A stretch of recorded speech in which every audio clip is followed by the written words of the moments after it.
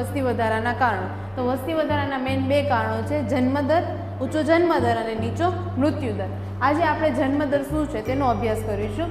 તો વર્ષ દરમિયાન દર 1000ની માનવ વસ્તીએ જન્મ પામતા બાળકોની સંખ્યાને જન્મદર કહે છે, જે 1951માં હતો 39.9 અને 2011માં હતો 21.8. તેનું સૂત્ર છે વર્ષ દરમિયાન જીવતા જન્મેલા બાળકોની સંખ્યા છેદમાં કુલ વસ્તી ગુણ્યા 1000.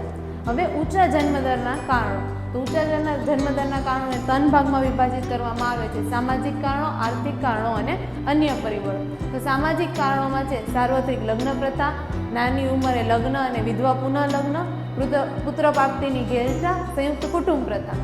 આર્થિક કારણોમાં છે શિક્ષણનું નીચું પ્રમાણ, આવકની નીચી સપાટી, બાળ મૃત્યુદરનું ઊંચું પ્રમાણ અને અન્ય પરિબળોમાં છે ઊંચો પ્રજનન દર, કુટુંબ નિયોજન અંગેની માહિતીનો અભાવ. Thank you.